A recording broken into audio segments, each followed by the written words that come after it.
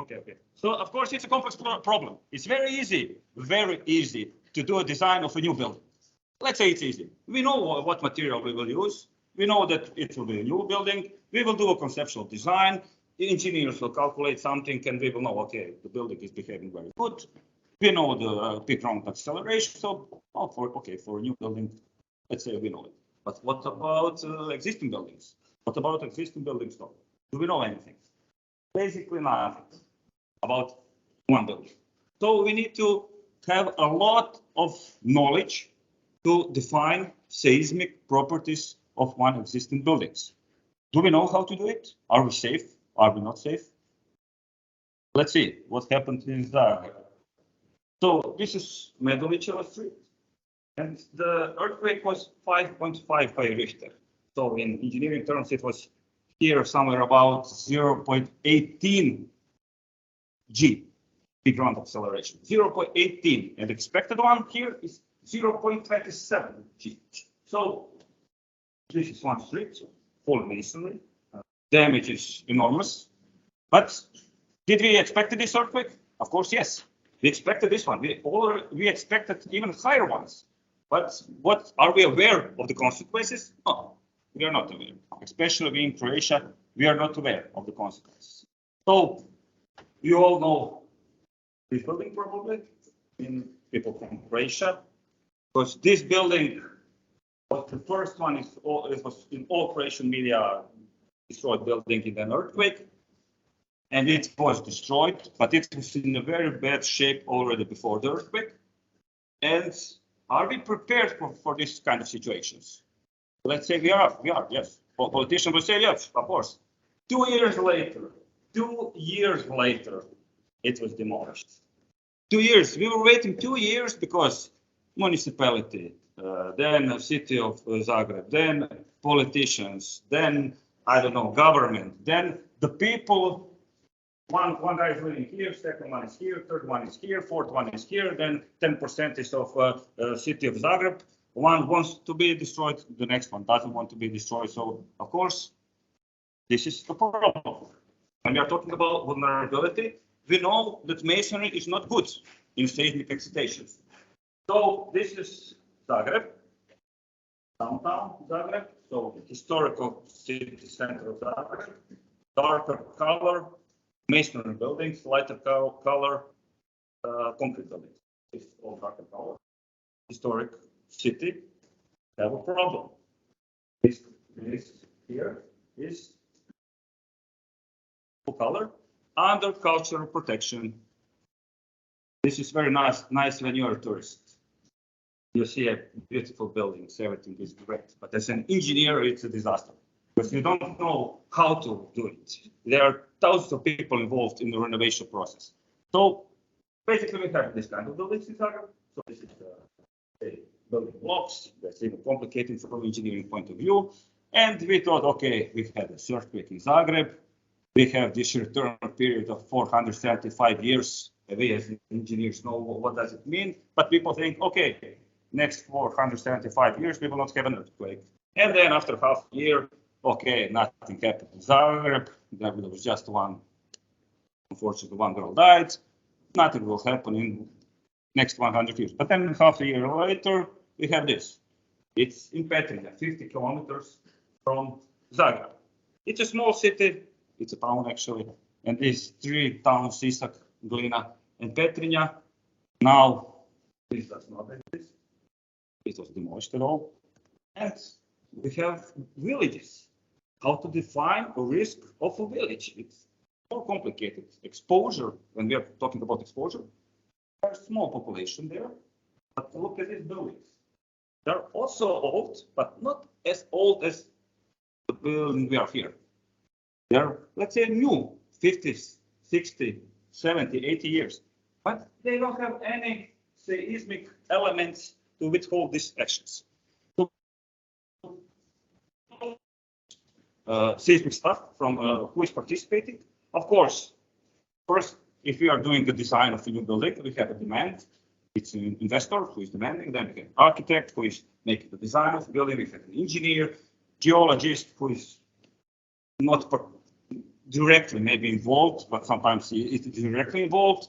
And we have structural engineering in the end. Of course, we have technical engineering and so on. But we know how to do it for a new building. There are several other people when we are talking about existing buildings. Okay, we have a damage to this building. Should we call investor or the owner of the building? Of course. Architect, of course. Technologist, maybe. No, we know the background of soil elevation. Geotechnical engineer. Do we know our soil there? Maybe we do, maybe we do not. Structural engineer, okay, he is one of the guys who will take a risk to sign the document that everything is safe. But who else is here? Who else is here? The most important guys. Of course. It's policymakers, government, municipalities. There are also guys from heritage. We all like heritage, but from these guys sometimes don't like guys from cultural offices. Okay, so it's a more complex problem. I'm talking about the problems. This graph is, I took it from internet and from one presentation. It's not originally my idea, but it's a good idea. It's a Hammurabi law. The Hammurabi law, so 4,000 years ago, approximately. What does it say? If you build a house collapse, you are guilty, you will die. In the short sentences. So, as a structural engineer, and of course, architect who is involved in the whole process, we are responsible to sign this document. Everything is safe here. Is it? Our hospitals, the buildings that needs to stay after the most severe earthquakes we are expecting. And this one 5.5, we are expecting 6.5. These are our hospitals in Zagreb now. Masonry buildings. These are some regular apartments, regular buildings. What's curious about this? Does somebody know why I put this picture? From structural point of view, this is the most relevant part. This timber beam. It's a tension element which is holding the whole roof. And then if we have this tension element, then our walls will be where they should be. But this guy here, he just said, oh, I will make an apartment. Oh, I don't want to do this. I will just cut it. So that's the problem also. It's not always that the building is old. We, in our nature, we know everything.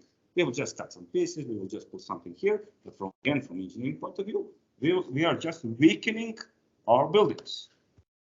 Heritage properties. I'm showing this. Does somebody know why? It's a restoration office in Zagreb.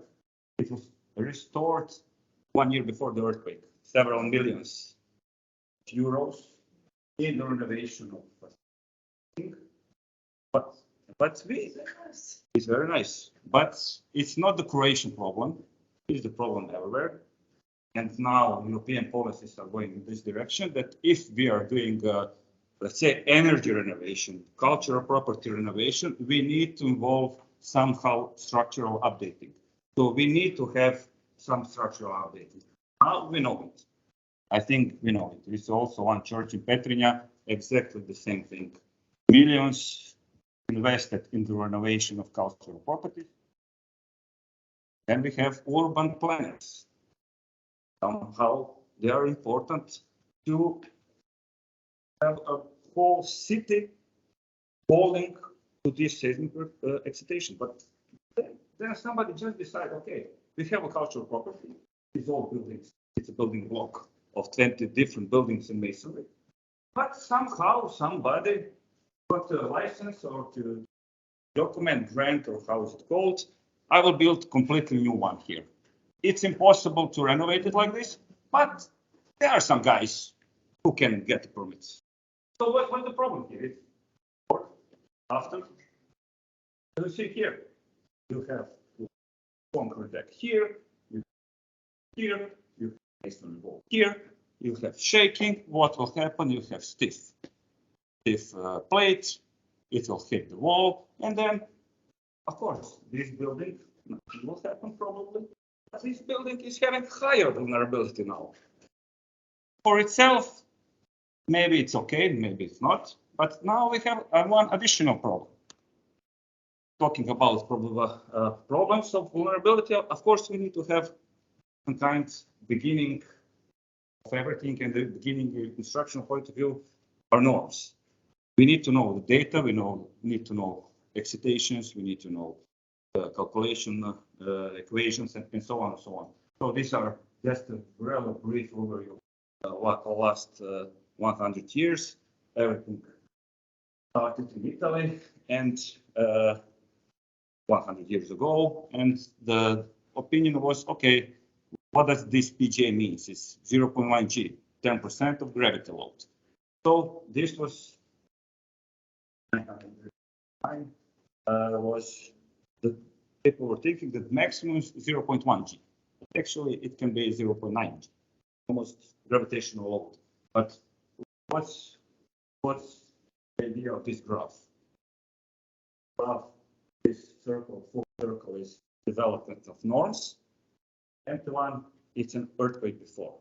So when we have earthquake, of course, we will have initiatives to have better norms, to have better standards, better understanding, preparedness, awareness, and so on. Of this PGA, so peak ground accelerations. So through the history, through the years. So now, let's say we know more. What are construction practices? Okay, I'm starting with 19th century. Before, we had this kind of buildings. Stone masonry, thick walls, sometimes, not sometimes, but always timber floors, timber roofs. It's like here. So in Zagreb, we have brick masonry, not stone masonry, but brick masonry. There are similarities, there are some also differences. And we have new things happening. We have earthquakes, we have development of norms. Then they were in the Kingdom of Yugoslavia. So the first thing started, okay, we will just introduce the concrete layer as a concrete deck, because if we have a concrete deck, we will avoid this lack of box effect. That means if you have a box, you shake it like this. If you have cover, it will behave okay. If not, it will behave bad. And in 1965, we had this big earthquake in Skopje. So in Croatia, this was in Serbia and whole ex-Yugoslavia, this was the starting point action of norms. So we have introduction to vertical confining. Then we had Yugoslav norms, which were, I must say, but one of the best norms at that moment, especially for existing buildings, for pushover analysis from FIFA and others from people from Slovenia. And now we have Eurocode norms for the European Union, so we need to respect our norms. And let's say we know it. But let's go back to now to assessment of buildings. How to assess a building? What should we know about the building? We need to know material. How to assess a material? We have a plaster, we need to remove a plaster. We need to measure some properties of a brick. We need to measure properties of a mortar. We need to measure, let's say in this building, maybe it's measured, maybe we know geometry, we don't know geometry. So it's a really time-consuming thing. So here's the list. Basically, what are we doing back in Zagreb on cultural properties? Non-destructive testing, these methods, this flat jack testing. So basically, we want to know what is shear and modulus of elasticity of a building. So I will not go into it. Looks later on like this. We can have completely non-destructive. Let's say we have this operational model analysis. We can have this. We can have our mode shapes of a building, so we know how the people on ambient of vibration shape. But why are we not using it often? That's why, it's expensive, of course. It's very expensive. So yeah, and we're talking assessments. We need to have a rapid assessment. assessment is almost always after an earthquake. I particularly like this image. My point of view is great, not the image, but what does it represent? People from Croatia, this was taken out on a Banja Luka square, the #1 square in Croatia, on the top of one building. Illegal settlement on the top of state attorney offices. So this is insane. This is insane. So if we are saying, are we prepared? From engineering point of view, yes, but from a global perception of everything, not just earthquakes, of course, we can build whatever we want because we know, and we know where to do it. Happens in Zagreb is this kind of failures. We have a lot of failures in Zagreb. 25,000 buildings were damaged. We introduced a lot of new technologies in this GIS system. We were not prepared, but we organized ourselves, and now, let's say, we know how to do it. Half a year later in Petrinja, we knew how to do it. So these labels, green, yellow, red, means red, more or less destroyed or very heavily damaged, and green, almost nothing happened. Yellow is something in between. What's the problem? Again, are we prepared for this? Engineers are prepared now. What's the problem? Do you know? Who knows what's the problem? Marco knows, if we were talking about it. Because governments stick to the labels. Okay, there are several engineers here, me and Marco. Maybe I will say this one is red. He will say, no, this one is green, for sure. And then he will just say, okay, it's yellow. But there will be, I'm there working for 3 weeks, and there is one guy who came just immediately, and he see one crack, and it's red. I said, okay, it's green, and then the people are happy, green, nothing happened to my building. Then after 1 month, so they're calling you, can you please change it to red or to yellow? And I know the reason why, but why? Because again, I want to have funds. Because if I have green, I will not get the money. So there are thousands of problems for this. So there are several papers from our side. So this was the situation in Zagreb. Then we introduced new laws, new technical documentation, and it seems very easy, very simple, but actually it's not. And 2 years after an earthquake, we almost have nothing renovated. So we also introduced, when we are talking about this return period of an earthquake, we are talking about, let's say, maximum peak ground acceleration of some probabilities. So to renovate whole city according to present norms, it's not possible. Of course, everything is possible if you have huge amount of money, but you don't have. So we introduced some kind of new maps for a little bit smaller excitations. And we have a lot of different information in these technical annexes of a norm, how to do a renovation, which building to renovate, what PGA factors using, and so on and so on.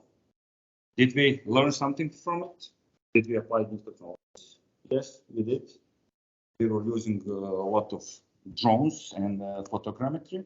Okay, this is the first building I was showing this cultural property from Sisak. It's a gymnasium, Sisak, heavily damaged. You don't see it from this, it's made from photogrammetry, just from photos from a drone.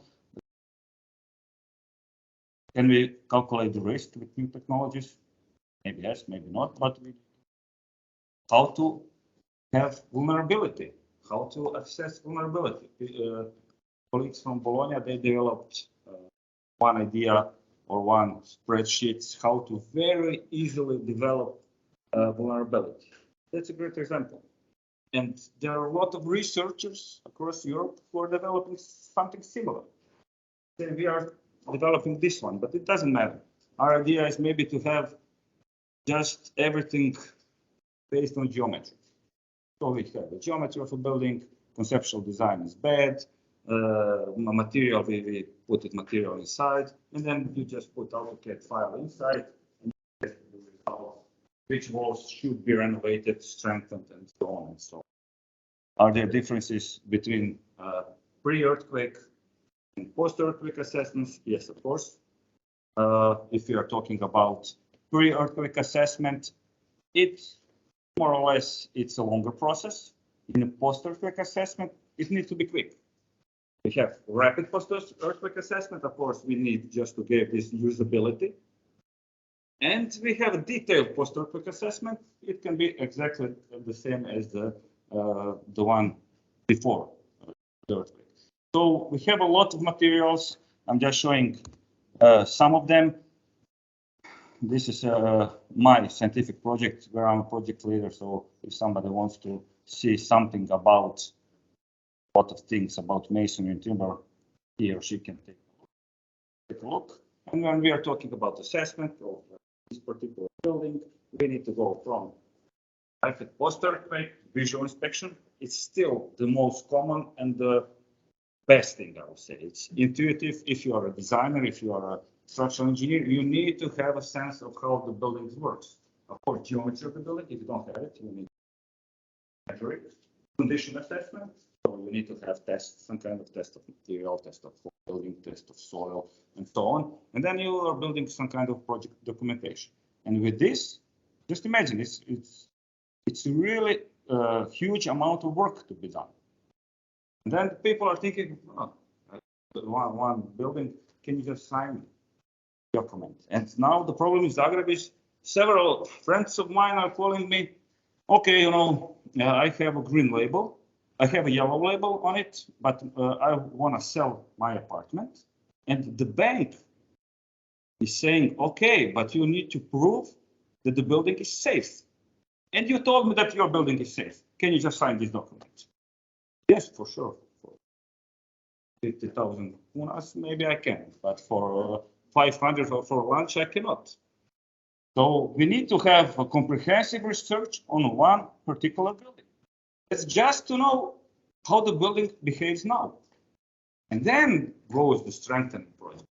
Then we are using a lot of this Tremori, it's called, it's Italian software, pushover analysis. I will not go into the details. How to know which, let's say, walls are bad or not bad, how to strengthen them with concrete shotcreting or FRCM or cement matrix FRPs. And then we get this kind of results, risk, is it okay or is it not okay? And this is just one building. So just imagine how much workload should be done for one building. For someone who is not architect or structural engineer, maybe it looks very simple, but it actually, it is not. So with this,